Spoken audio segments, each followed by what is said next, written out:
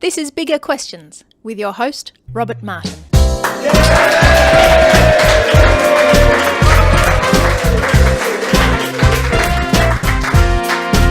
Welcome to Bigger Questions, recorded live in Melbourne CBD. Today's big question: isn't the Bible corrupt and untrustworthy? My guest today is Gillian Asquith. Gillian lectures in New Testament and Greek at several Melbourne theological colleges. Her areas of interest include the transmission of the text of the New Testament and biblical archaeology. Please welcome Gillian Asquith.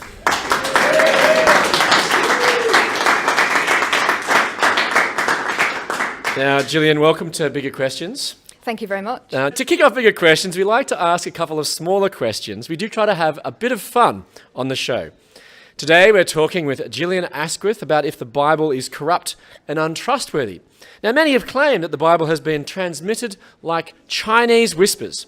So, Gillian, our smaller questions to you today are: how well do you know Chinese whispers? Have you ever played the game? I have, when I was about 8, along with Pass the Parcel and Pin the Tail on the Donkey. Okay, It was right. a long time ago. Were you any good at it? No. Right. Okay, well, hopefully your trivia knowledge is a little better. Chinese Whispers, of course, is a game where a sentence is whispered along a line of recipients and is often changed. It's been described as inaccurately transmitted gossip. So there's two questions, both multiple choice. Question 1. According to Wikipedia, which of the following is not an alternative name for the game Chinese Whispers? Is it A, telephone, B, fax machine, C, Russian scandal, or D, don't drink the milk? So which of those is not an alternative name for the game Chinese Whispers? Well, I have heard it called the telephone game, so I know I'm safe with that one. Yes, correct, yeah. You couldn't make up the one about the milk, could you? So I'm going to go with the fax machine. The fax machine, and that's correct. It is. The telephone game, of course, is the popular name in North America. Question 2. According to the Guinness Book of Records, the largest ever game of Chinese Whispers was organised in London in the United Kingdom in 2008. 1,300 children between the ages of 7 to 11 participated. Now, the original sentence was, "Together we can make a world of difference." What was the final phrase? Was it A, "Together we can make a world of difference"? B, "We're going to break a world record"? C, "Everybody is evil"? Or D, "Ha"? So what was the final phrase? I think I'm going to go with D, ha. And you're right. Congratulations. How about that? Yes. In fact, it took 2 hours and 4 minutes for the whisper to go from the first to the last participant. And all of those were what the phrase was at some particular point. So anyway, so Gillian, congratulations. Out of our Chinese Whispers quiz, you got 2 out of 2 smaller questions right.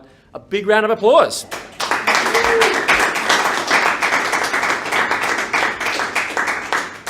Now, Gillian, well-known atheist Richard Dawkins, in his bestseller, The God Delusion, asserts that the Gospels are not reliable accounts of what happened in the history of the real world. He claims that the Gospels were copied and recopied through many different Chinese Whispers generations. So is this what happened with the Bible? It's just a bunch of Chinese Whispers, inaccurately transmitted gossip? He is right that the texts that we have been copied and recopied through countless generations. But he's not right about the Chinese Whispers. Okay, do you want to explain more? Sure. We've got a whole lot of evidence that we can bring to bear on the text today that show us that we can be as certain as possible that the Greek New Testament we have today and the English translations that come from that are as close as you could possibly wish to get to the originals. Oh, really? How so? Well, let's start with archaeology.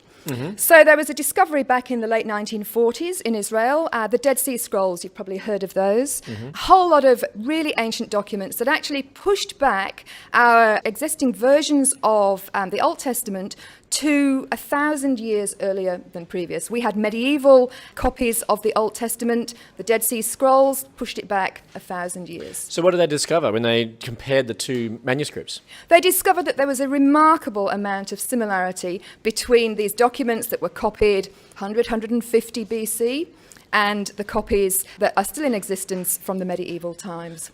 So is that saying that in that 1,000-year period, the text had remained pretty much the same? That's exactly right. The text was revered, and so great care was taken when it was copied. But did the Dead Sea Scrolls challenge the Bible at all? Some claim that the discovery of the Dead Sea Scrolls erode the very foundation of Christianity. The reason for that perspective is that there are a number of elements in the Dead Sea Scrolls that have a similarity with Christian documents. There are no Christian documents as part of the Dead Sea Scrolls, but there are similarities. So what were the Dead Sea Scrolls? So the Dead Sea Scrolls were copies of the Old Testament. They were also documents that had been written by this small monastic community that had moved away from Jerusalem. They weren't happy with the temple and its worship, so they set up their own community, and they were waiting for God to bring along his agent of change who would overthrow the Romans, get rid of the corrupt priesthood in the temple, and install their community. So we have all of these kind of sectarian writings amongst the Dead Sea Scrolls. And people have said, well, there's such a similarity. The earliest Christians obviously just copied their ideas from this monastic community and created a fictitious Christ. So it sounds persuasive. It does, until you actually realise what's going on. All Jews in the first century had some form of expectation that God was going to do something miraculous to save them from the Romans and to reinstall them as the independent owners of the land of Israel. The monastic community was operating with that mindset. Jesus was operating within that cultural environment. So there was a shared understanding, shared expectation, shared cultural environment. Doesn't mean that there was direct dependence between the Dead Sea Scrolls and Christians. It's just that they lived in the same culture, sharing similar cultural values. That's exactly right, so that's what you would expect. So did the Dead Sea Scrolls challenge the Bible at all, though? No, they actually enhance our understanding of, say, why some people accepted Jesus and what his message was, and why other people rejected it. It really helps us understand what's going on in the Bible. Okay, just stepping back to helping answer our question about the Bible being corrupt and untrustworthy, what's the lesson from archaeology? The lesson is that we have a group of people who took great care in transmitting their texts, and we can be confident that that care was extended to the Christian documents as much as the Old Testament ones. Critics of Christianity, though, claim that we have no original manuscripts of the Bible. Is that a problem? We don't have any originals. It would be nice to have them. We don't. It's actually not a problem. We have a huge number of copies. How many do we have? The number's always changing because documents are being discovered and published all the time. The current figure is just over 5,700. And so what's the earliest one that we have? The earliest one, there's a little bit of argument, as you'd expect, but the earliest one is dated to around 125 AD. Okay. So that's within a couple of generations of the original being written. The manuscripts we have are written a long time after the events that they're reported to record. Is that a problem? It's all relative. So if I just fill you in with some of the details that we have with regard to Christian manuscripts. So we've got that very earliest one dated about 125 AD.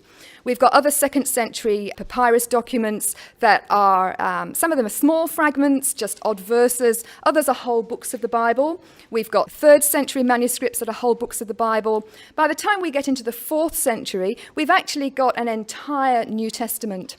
You might think 4th century. That sounds like a very long way. It does sound like a long time. But let me give you some facts and figures for other ancient documents.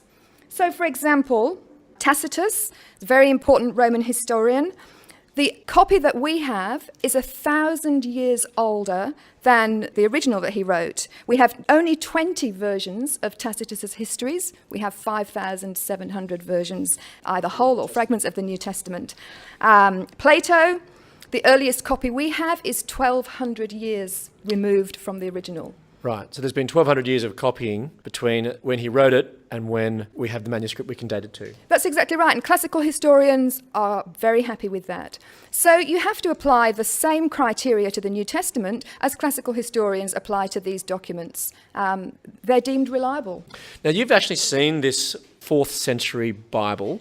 Tell us about that experience. Oh, my heart was all aflutter. My stomach turned 1,000 somersaults. It's on permanent display in the British Library, so I saw it a few years ago. And it's in a glass cabinet, horizontal. So what's it called? It's called Codex? It's called Codex Sinaiticus. So Codex just means that it's in book form rather than scroll form. It was discovered in St. Catherine's Monastery on Mount Sinai, hence the name Sinaiticus. And it's open on display, and it's enclosed in a glass cabinet. It wasn't very busy the day that I went. The glass cabinet was about chest height. So I pressed my nose right up against the glass. I made it all steamy, just so that I could get as close as physically possible to this amazing document. Yeah, what was it like when you got that close to this 4th century document? Yeah, well, my knees just went weak. And in fact, I could tell you another story. So a couple of years ago, I went up to Macquarie University. They've got a great collection of early Christian manuscripts.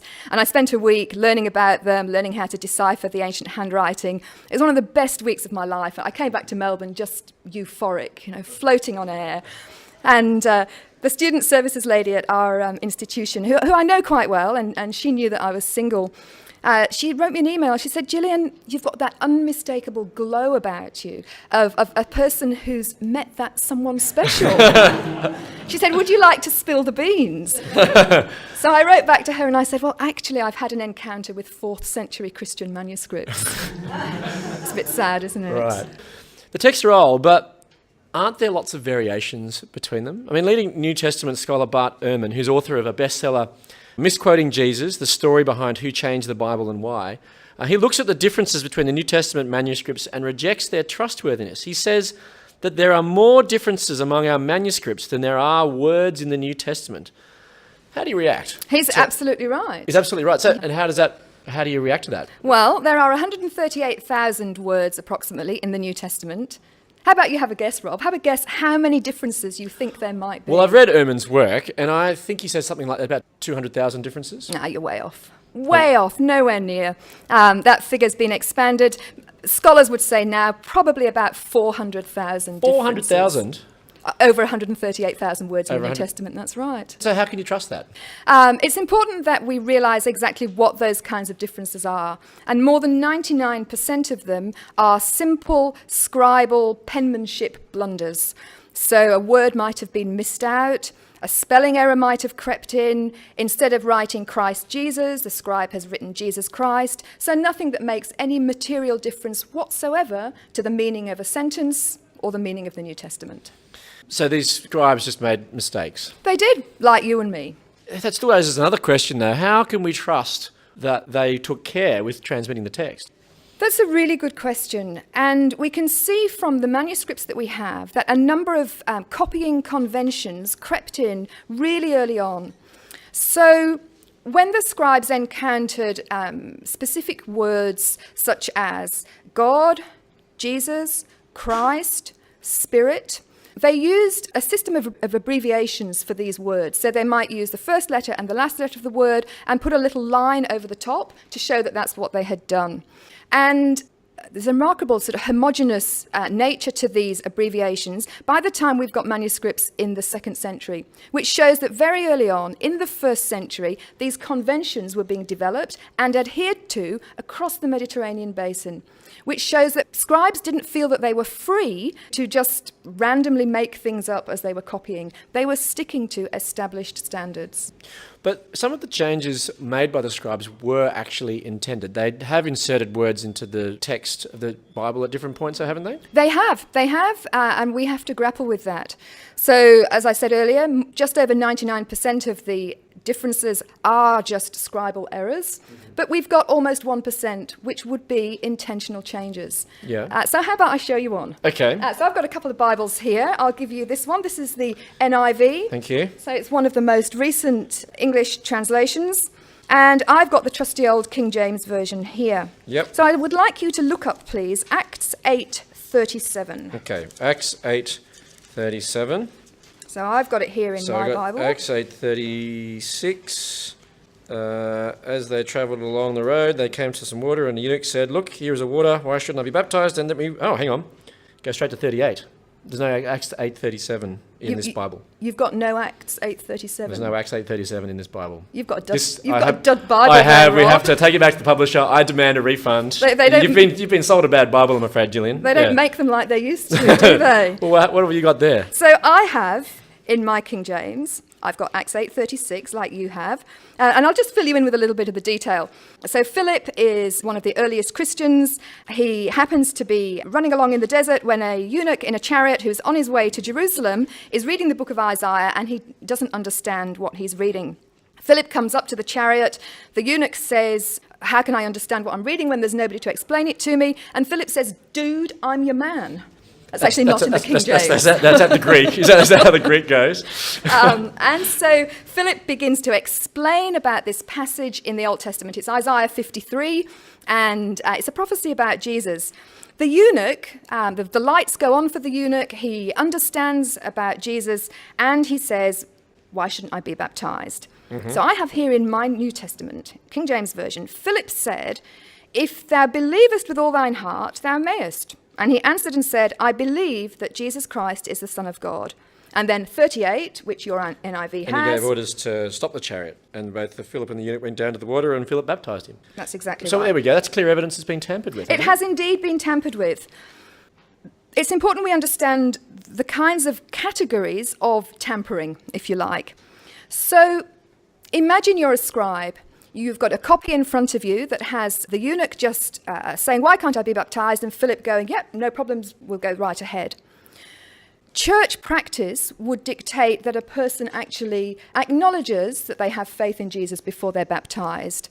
So what we have evidence of here is a scribe inserting some church practice into, probably not even into the main text to start with, maybe just as a marginal note.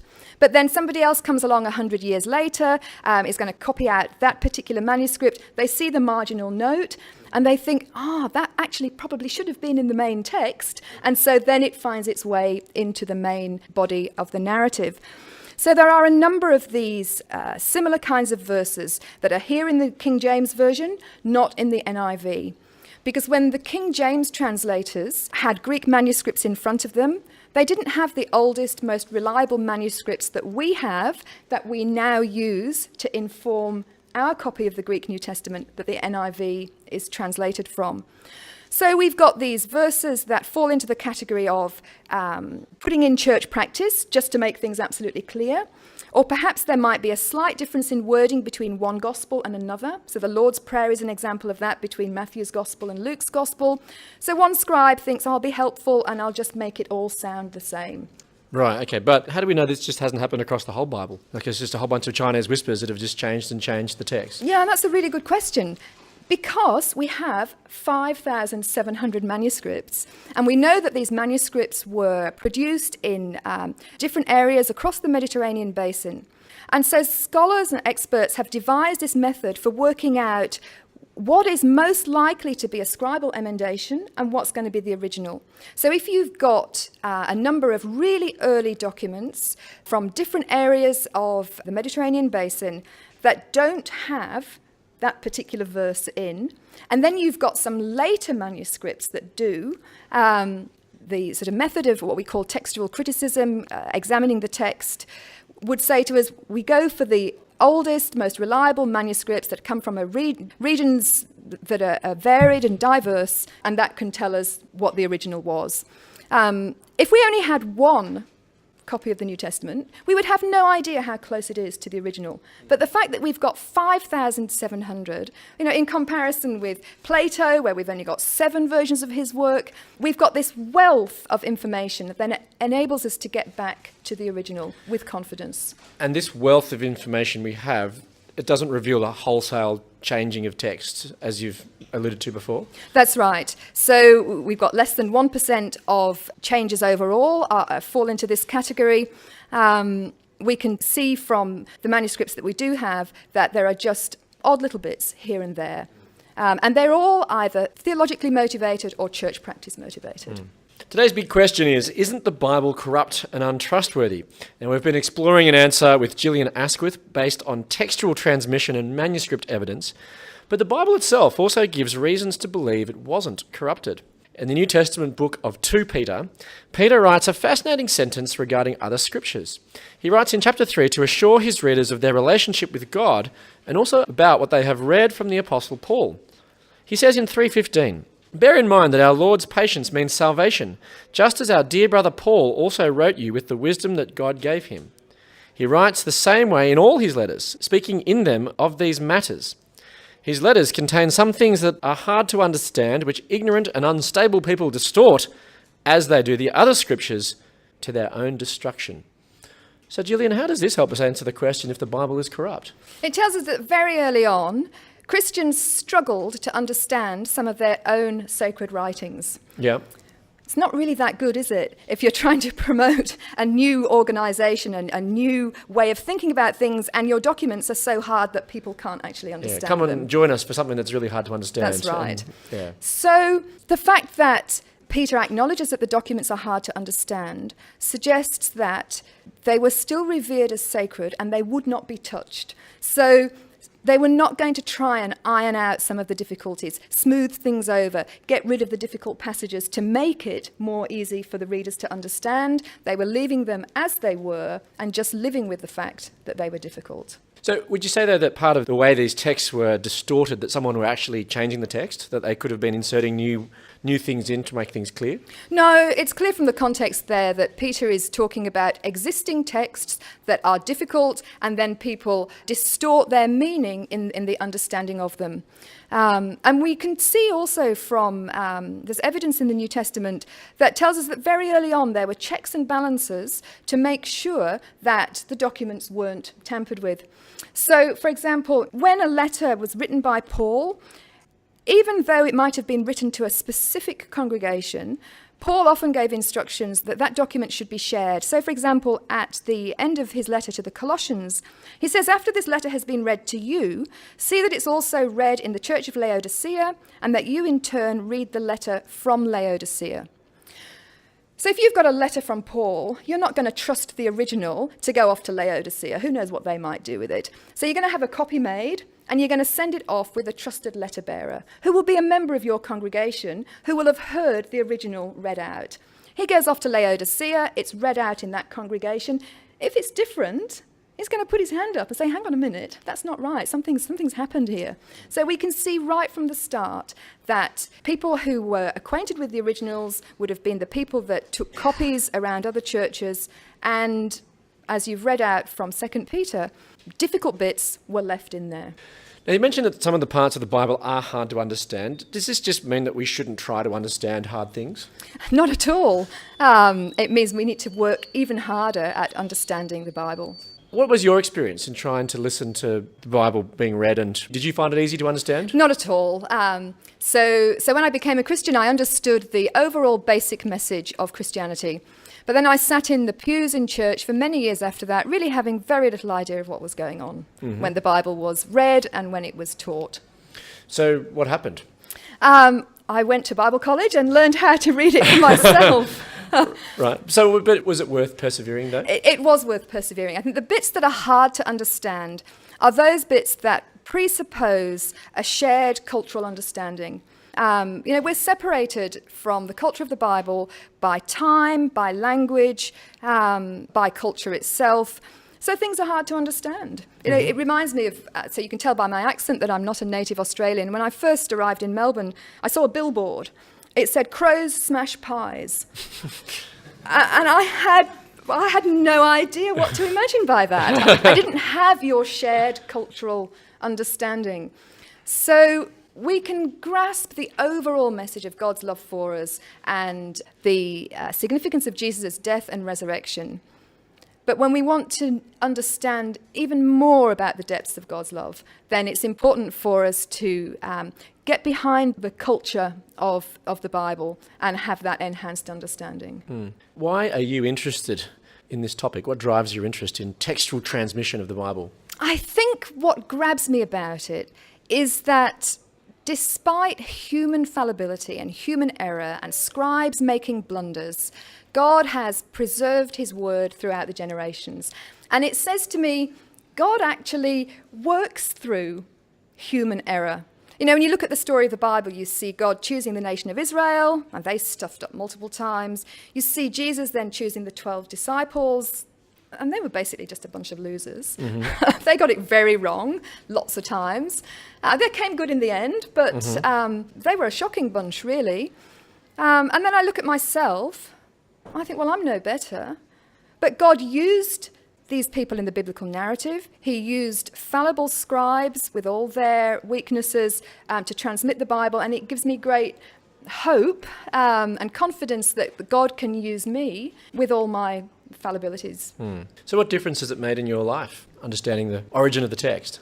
It has... How will I express this? I think I actually find life really hard. I have a failed marriage, I'm a sole parent, I've brought 2 kids up on my own for 20 years. It's not been easy at all. And I think if I weren't a Christian, I would just have the attitude that life sucks and then you die.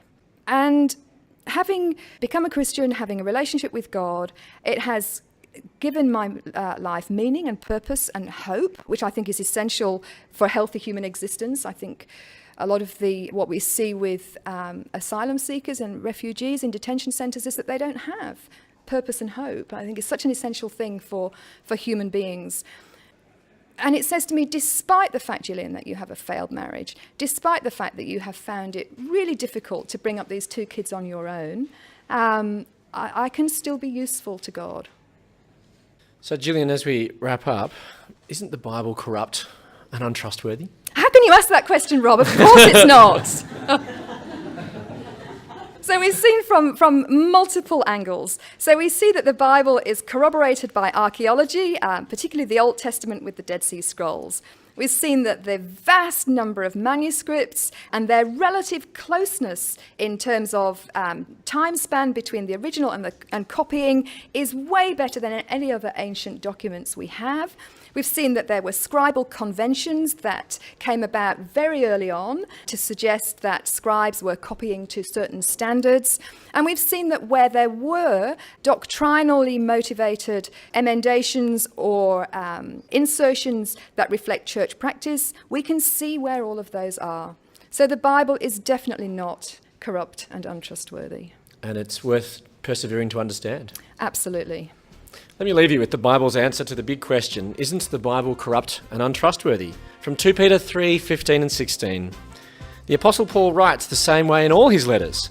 His letters contain some things that are hard to understand, which ignorant and unstable people distort, as they do the other scriptures, to their own destruction. I look forward to you joining us next time for bigger questions. Please thank our guest today, Gillian Asquith.